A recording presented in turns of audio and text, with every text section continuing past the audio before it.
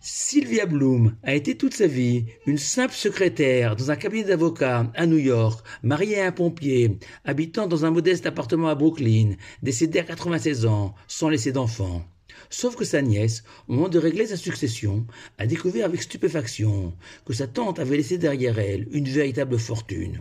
Comment s'est-elle enrichie?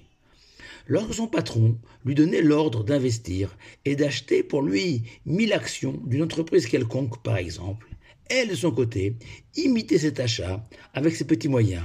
Et c'est ainsi qu'au fur et à mesure, en répétant ce genre d'opération, Sylvia Bloom est parvenue à devenir millionnaire. Cette dame, Sylvia Bloom, m'a fait penser à l'un des personnages centraux de notre paracha de Chaye Sarah, Eliezer, le fidèle serviteur d'Abraham, notre patriarche, chargé par son maître de jouer les entremetteurs, les chatranim en hébreu, afin de trouver une épouse pour Yitzhak, notre second patriarche, le fils d'Abraham.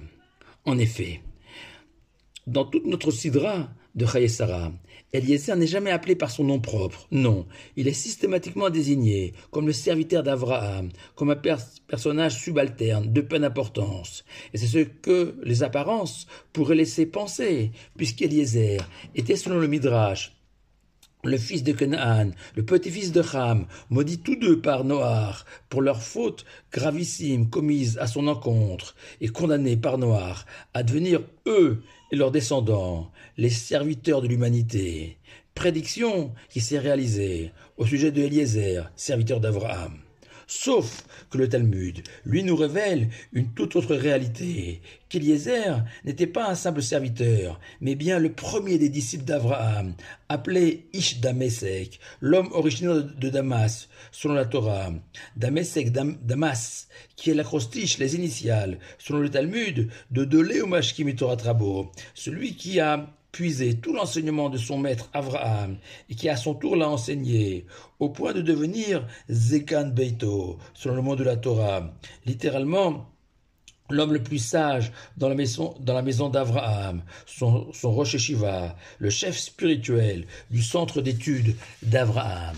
Plus encore, au-delà de sa sagesse, Eliezer va bénéficier, au cours de sa mission, de miracles extraordinaires, comme ce long chemin vers Haran qui s'est soudainement raccourci, des phénomènes surnaturels que seuls nos plus grands personnages ont mérité. Alors comment comprendre une telle réussite, cette métamorphose d'un homme destiné à être un esclave devenu l'égal des plus grands? La réponse, me semble-t-il, se trouve dans notre paracha, où, comme je l'ai mentionné, Eliezer n'est jamais appelé par son nom, mais désigné uniquement comme le serviteur d'Abraham.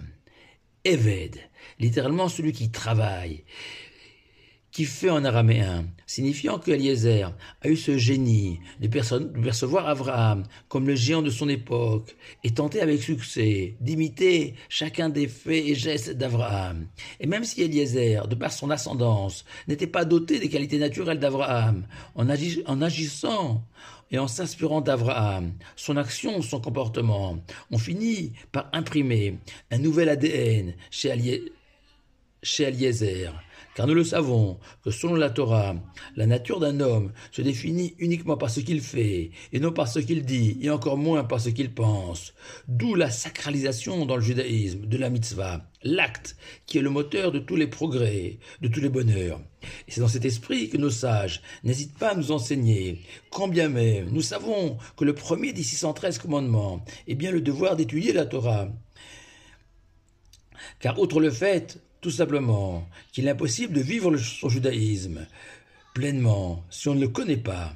La Torah est aussi cette échelle lancée par le Tout-Puissant pour permettre même à un être humain de chair et de sang de se hisser à son niveau, le ciel. Mais voilà que nos sages rajoutent que servir un maître en Torah est préférable à étudier la Torah de sa bouche. Pourquoi? Car toute la finalité de l'étude de la Torah est bien son application, la manière de la vivre. Et c'est pour cette raison que nos sages n'ont pas de mots assez durs pour condamner un sage dont le comportement n'est pas à la hauteur de son savoir, au point d'écrire qu'une charogne a plus de valeur qu'un tel sage. Et c'est la force d'Eliezer, d'avoir su être le serviteur d'Abraham, pas seulement dans le sens ancillaire du terme, le valet, le domestique d'Abraham, mais plutôt celui qui observe Abraham, qui l'admire, qui sait déceler toute la richesse et la grandeur d'Abraham, et reproduire ce comportement, car nous savons que même une simple conversation d'un maître du judaïsme est inspirante selon le Talmud et source de lumière. Et nous retrouvons le même phénomène dans le Talmud au sujet de Tavi, serviteur non juif de Rabban Gamliel, qui le jour de la mort de Tavi, son esclave, Rabban Gamliel a pris le deuil, comme c'est l'usage devant la perte d'un très proche parent. Plus incroyable encore, toujours dans le Talmud, on raconte qu'aucun sage en Israël ne parvenait pas à percer le sens d'un mot, d'un verset, jusqu'à ce que la servante non juive de Rabbi, le prince, vienne à leur rescousse et leur indique la bonne explication. Car si les sages avaient appris la Torah de la bouche de Rabbi, cette servante, elle, l'avait vécue auprès de Rabbi. En conclusion, et pour la petite histoire, Sylvia Bloom, cette secrétaire millionnaire, a légué une partie de sa fortune pour créer une fondation destinée à aider chaque année des jeunes désargentés et leur permettre d'acquérir une formation universitaire et de grandir dans ce monde, ce qu'elle-même, Sylvia Bloom, n'avait pu suivre faute de moyens financiers suffisants.